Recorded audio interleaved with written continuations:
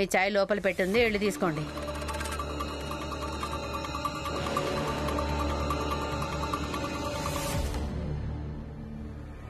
అసలు చాయ్ ఎలా ఉందేంటి?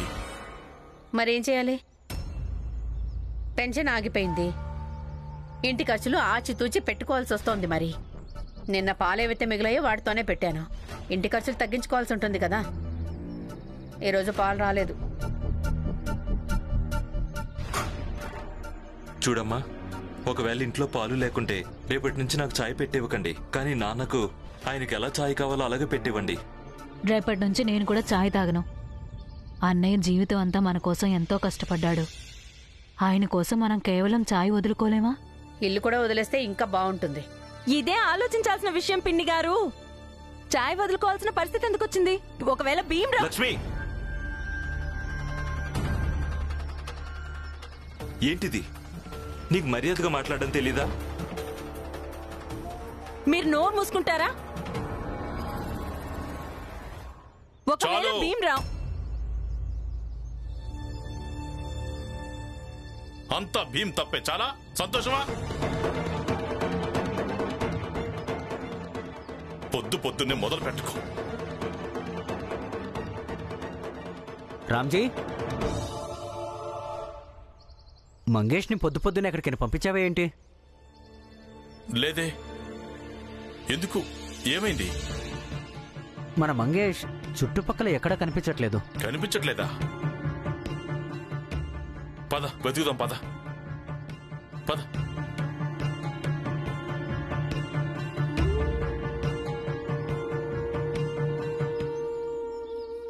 రామ్జీ గారు, మంగేష్ ఎటో వెళ్ళిపోయాడనిపిస్తోంది.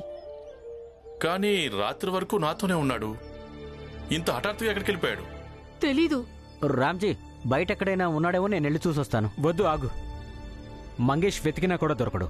తను ఇక్కడి నుంచి వెళ్ళిపోయాడనిపిస్తోంది. అంటే నిన్న రాత్రి నేను పులియకు క్షమాపణ చెప్తున్నప్పుడు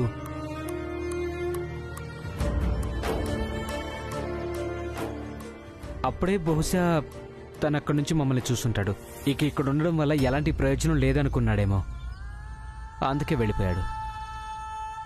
లేదు లేదు, మంగేష్ బాబే అలా చెప్పబెట్టకుండా వెళ్లే రకం కాదు. పాపం తను ఇక్కడికి వచ్చినప్పటి నుంచి చాలా బాధపడ్డాడు. నా కారణంగా చాలా ఇబ్బందులు పడ్డాడు. నాతో చెప్పేవాడు, పులియ గారు, నేను ముంబైకి డబ్బు సంపాదించడం కోసం వచ్చాను, భీమ్రావ్ ఇంకా రామ్జీకి సహాయం చేయడం కోసం వచ్చాను. కానీ నాకు ఎలా అనిపిస్తుందంటే అందరూ నా వల్ల ఇబ్బంది పడుతున్నారని. మీరింతగా ఇబ్బంది పడుతున్నారు, రామ్జీ ఇబ్బంది పడుతున్నాడు. ఇక ఒకసారి మీదే అలాగే జోకు సంసారం దారిలో పడిందంటే నేను మళ్ళీ సతారాకు వెళ్ళిపోతానని. తన మనసులో ఏమనుకున్నాడో ఏమో, మనకెవ్వరికి ఏమి చెప్ప పెట్టకుండా మొత్తం వదిలేసి వెళ్ళిపోయాడు.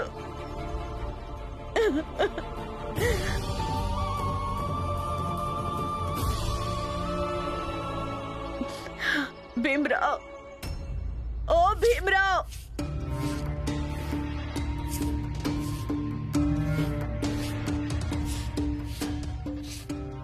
ఏంటి పిన్ని, ఏమైంది? భీమ్రావ్ ఎక్కడున్నాడు? పనికెళ్లారు. నీ అదృష్టం చాలా బాగుంది రమ్మా. నీ భర్త చాలా మంచివాడు.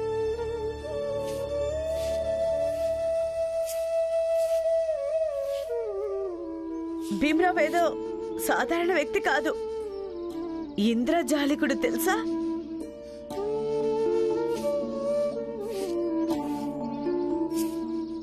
మంగేష్ నాతో ఏమన్నాడంటే, పులియా గారు, నేను ఒకప్పుడు చాలా చెడ్డవాణ్ణి, అంతేకాదు భీమ్రావ్ విషయంలో చాలా తప్పులు చేశాను, ఎన్నెన్నో చేయరాలి పనులు చేశాను అని.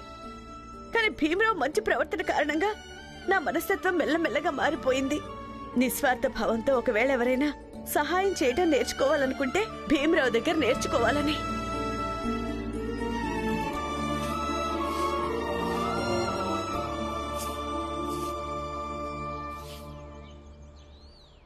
అసలు మీరేమంటున్నారు? భీమ్ భీమ్ భీమ్. ఇక నుంచి భీమ్ గురించి ఏదైనా చెప్పాలనుకుంటే మాత్రం నా ముందు చెప్పకండి. లేదంటే నాకన్నా చెడ్డవాళ్ళెవరూ ఉండరు.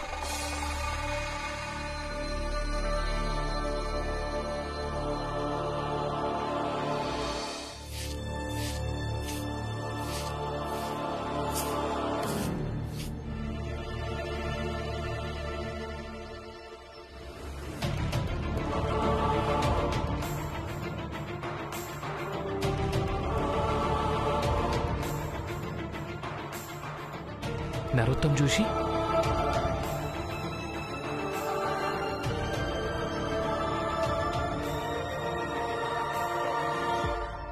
ముందు నేను తెలుసుకోవాలి. కొంపదీసి నరోత్తం జోషిని డాక్టర్ దగ్గరికి తీసుకెళ్లాల్సిన అవసరం అయితే లేదు కదా?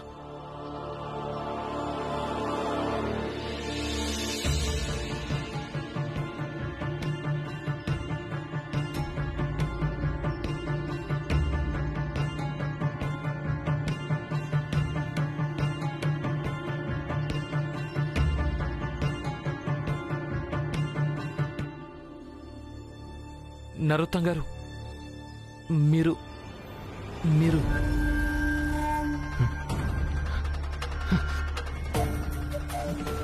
నువ్విక్కడేం చేస్తున్నావు?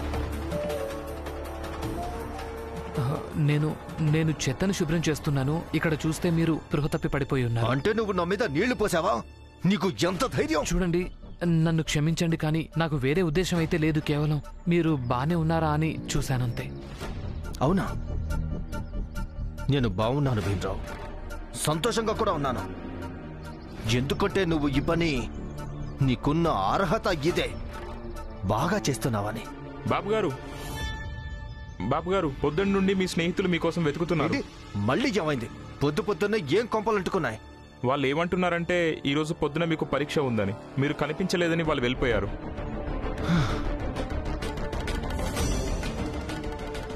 నేను ఇలా ఎలా మర్చిపోగలను? పద. జోషి గారు,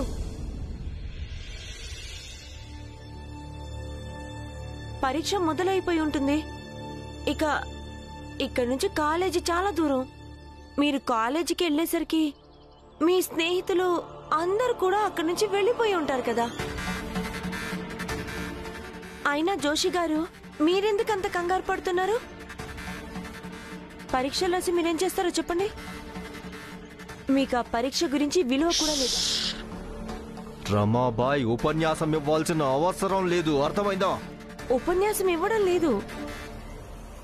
ఎవరికి పరీక్షలు ఉంటాయో వాళ్ళిక్కడ ఇలా తాగి పడుంటారా? చూడు, నీకున్న స్తోమతేంటో గుర్తించు. చూడు చూడు, ఈ రోజు వరకు నేను కేవలం విన్నాను జోషి గారు, ఒకరికి చెడు చేయడం వల్ల మనకెప్పుడు మంచి జరగదని. అది ఈరోజు చూసేశాను. చూడండి, మీరు ఎంతగా కష్టపడ్డారో. నా భర్త పరీక్ష కోసం వెళ్ళకూడదనేగా. అలా తను వెళ్ళకపోతే మీరు వేడుక కూడా చేసుకున్నారు. కానీ ఈరోజు మీరు కూడా నా భర్తతో పాటే ఉన్నారు. కేవలం తేడా ఒక్కటే ఉంది. ఆయన తన నిస్సహాయత కారణంగా పరీక్ష రాయలేకపోయారు. ఇక మీరు మీకున్న నీచ బుద్ధితో ఏదైనా రమాబాయ్, ఇంతకు మించి ఇంకొక మాట మాట్లాడినా కూడా నేను మాట్లాడదు. కానీ వీటి వల్ల మీరు కూడా ఒకటి నేర్చుకోండి. ఎవరి దారిలోనైనా సరే గోతులు తీయడం మంచిది కాదని. ఎందుకంటే ఏం జరుగుతుందంటే, ఎంతో మంది అటువైపు వస్తూ ఉంటారు, వెళుతూ ఉంటారు. ఈరోజు కాకుంటే రేపు మనం కూడా అటు నుంచే వెళ్ళొచ్చు. అప్పుడు మనం తీసిన గోతిలో మనమే పడిపోతాం. అందుకే ఏ వ్యక్తి అయినా వేరే వ్యక్తి కోసం, ఏ జాతి అయినా వేరే జాతి కోసం, లేదా ఏదైనా సంఘం వేరే సంఘం కోసం గోతులు తీయడం మంచిది కాదు. నరోత్తం జోషిని నేను ఇలా చిటికెలో మీ భార్యాభర్తలిద్దరినీ నాశనం చెయ్యగలను. చూస్తుండో, నేను మీ కుటుంబం మొత్తాన్ని ఎలా నాశనం చేస్తానో.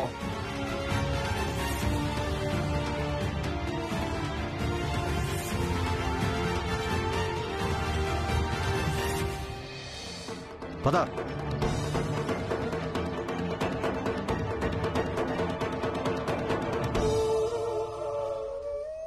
ఇదిగోండి మీకోసం వండుకొని తీసుకొచ్చాను. ఆకలేస్తే తినండి.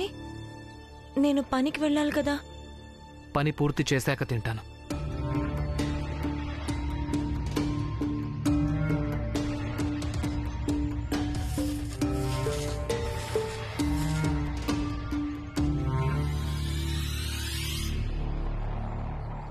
ఎవరి దారిలోనైనా సరే గోతులు తీయడం మంచిది కాదు. ఈ రోజు కాకుంటే రేపు మనం కూడా అట్నుంచే వెళ్ళొచ్చు. అప్పుడు మనం తీసిన గోతిలో మనమే పడిపోతాం. భీమ్రావ్, నిన్ను వదిలిపెట్టను, సర్వనాశనం చేసి తీరుతాను. భీమ్రావ్, భీమ్రావ్, ఆగండి. కొంపతీసి అదే భీమరావు గురించి మాట్లాడడం లేదు కదా? వాడి భార్య పేరు రమాబాయి. నీకేంటి సంబంధం? సంబంధం ఉంది. ఎందుకంటే మీరు ఎవరి వల్ల ఆందోళన పడుతున్నారో తన వల్లే నేను కూడా ఆందోళన పడుతున్నాను. మీకు అలాగే నాకు శత్రువు ఒక్కరే. చూడు, నా కాసలే తల వేడిక్కుంది. సామెతలు వినడానికి నా దగ్గర ఏమాత్రం సమయం లేదు. ఏం జరిగిందో, ఎలా జరిగిందో స్పష్టంగా చెప్పు. ఏం జరిగిందంటే భీమరావు భార్య రమాబాయి నా జలపానీయాల గృహంలో పనిచేస్తోంది. కానీ నేను చెత్తను శుభ్రం చేసే పనిని చేస్తూనే ఉంటాను. అలాగే రేపటి నుంచి నేను ఇంకొక పని కూడా చెయ్యాలి. పని చేయడం కోసం వెళ్ళిన 20 మంది పిల్లల్ని నేను వెతకాల్సి ఉంటుంది. వాళ్లతో పని మాన్పించి వాళ్లను చదువుకునేలా ప్రేరేపించాలి. ఇప్పుడు ఆ పని కూడా ఖచ్చితంగా చేస్తాను.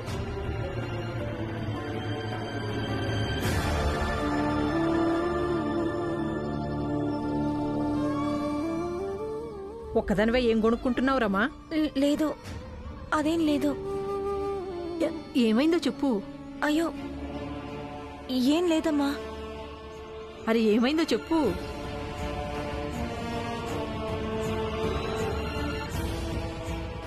విషయం ఏంటంటే అమ్మా, నా తమ్ముడు కనిపించడం లేదు.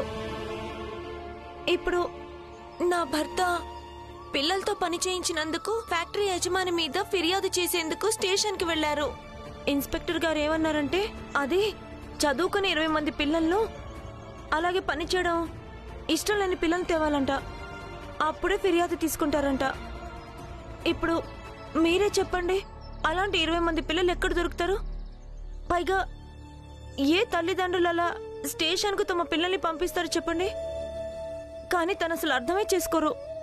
నేను నచ్చ చెప్పాను, కానీ నాతోనే గొడవ పడుతున్నారు. ఇప్పుడు మీరే చెప్పండి అమ్మా, నన్నేం చేయమంటారు? రమా, నీ భర్త చేస్తోంది పూర్తిగా సరైందే. తను చెప్పింది నిజమే. బాల్యంలో ఒకవేళ పిల్లలు బాగా చదువుకోగలిగితే చాలా బాగుంటుంది.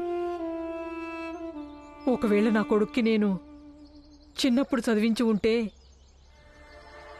ఈరోజు వాడంత నీచంగా ప్రవర్తించేవాడే కాదు. నా దగ్గర డబ్బు కూడా ఉంది, అయినా చదివించలేదు. అందుకే వాడు ఈరోజు ఎవరినీ గౌరవించటం లేదు. తన తల్లిని గౌరవించటం లేదు, తన భార్యను కూడా గౌరవించడం లేదు.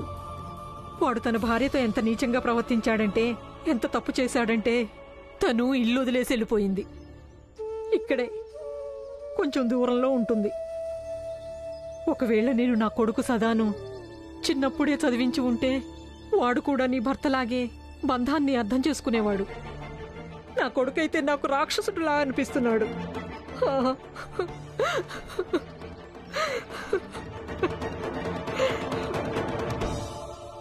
చెప్పండి, మా అమ్మ భీమరావు ఇంకా రమాబాయి చెప్పుడు మాటలు విని నన్ను నా జలపానీయాల గృహంలోంచి గంటేసింది. ఇక నేను మా జలపానీయాల గృహంలో మంచి తిండి వదిలేసి ఈ బజ్జీలు తింటున్నాను.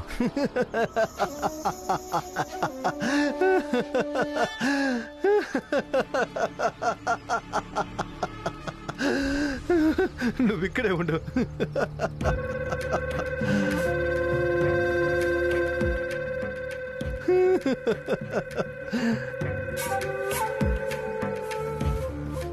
ఇదిగో కొద్దిపాటి నీళ్లు, నువ్వు ఇందులో దూకి చావు. ఒక ఆడది నీకు ఎలాంటి గతి పట్టించిందంటే బజ్జీలు తినాల్సిన పరిస్థితి. బాగుంది. అయితే చెప్పండి, నేనేం చేయాలో చెప్పండి. అపనింద. తనను అపనింద పాలు చేయి.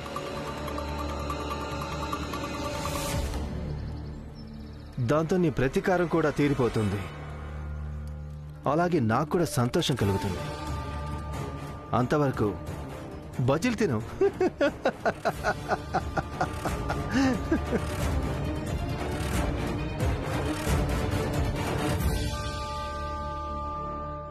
రామాబాయ్, మా అమ్మ ముందే నా మీద అపనింద వేశావు కదూ. ఇప్పుడు నేను నిన్ను ప్రపంచం మొత్తంలోనే నిందలు పాలు చేస్తాను. చూస్తూ ఉండు. భీమ్, ఆ ఇన్స్పెక్టర్ నేను ఇరికించాడు.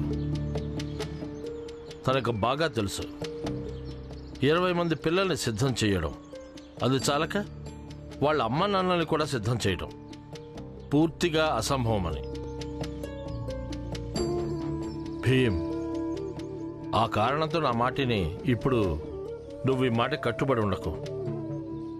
ఈ ఫ్యాక్టరీ యజమానుల మీద నువ్వు న్యాయస్థానంలో దావా వెయ్యొద్దు. లేదు గురువుగారు,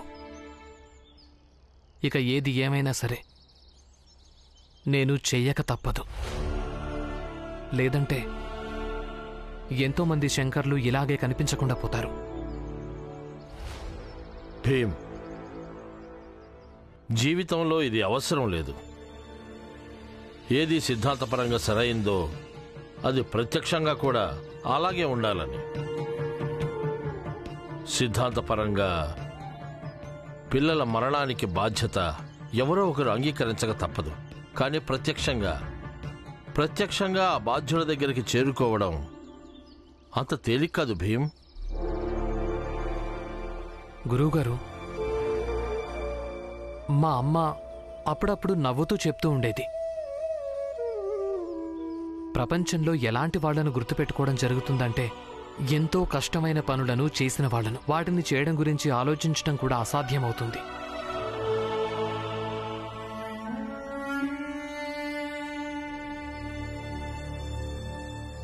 నేనిప్పుడే వస్తాను గురువుగారు. కొన్నిసార్లు నేనే నిన్ను స్వయంగా అర్థం చేసుకోలేకపోతాను భీమ్. ఆగండి.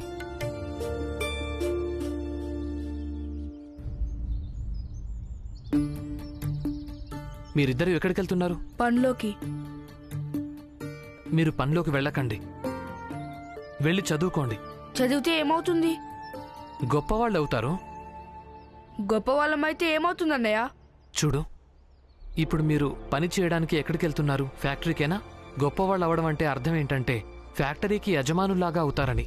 ఈ విధంగా కూలి పనిని చేస్తే జీవితమంతా కూలీగానే మిగిలిపోతారు. అలా ఎక్కడవుతుందన్నయ్య? అలా అవుతుంది. స్వచ్ఛమైన మనసుతో చదువుకున్నారు అంటే జీవితంలో దేన్నైనా సరే సాధించగలరు. ఇవన్నీ చెప్పుకోవడానికి బాగుంటాయి. అన్నయ్య, మీరు మాకు కళలు చూపించొద్దు. అన్నయ్య, వెళ్దాం, పనిలోకి వెళ్దాం. లేదంటే మన మేస్త్రి కేకలేస్తూ ఉంటాడు. పద. పద.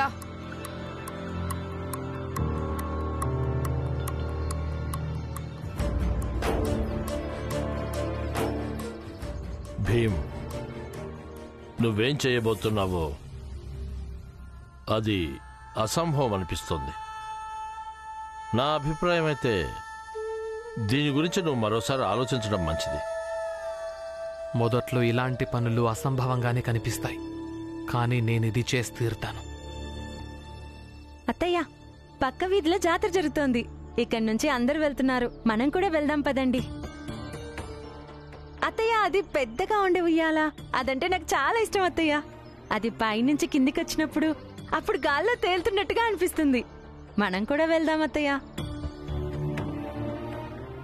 అదంతా సరే లక్ష్మి, కానీ ఉయ్యల కోసం డబ్బులు కావాలి కదా. అవి మన దగ్గర ఎక్కడున్నాయి? అత్తయ్య, మీరు డబ్బుల గురించి బెంగపడకండి. నా దగ్గర 4 అనాలు ఉన్నాయి. ఇక ఇవి సరిపోతాయి అనుకుంటా. పదండి. సరే, వెళదాం.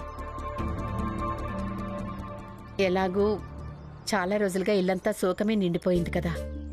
కొంచెం బయటకెళ్ళి తిరిగొచ్చామంటే మన మనసు కూడా తేలికవుతుంది. అత్తయ్య ఇవన్నీ తర్వాత చేసుకోవచ్చు, ముందు పదండి. అరే కానీ ముందు పదండి, వచ్చాక చేసుకుందాం. వస్తున్నాను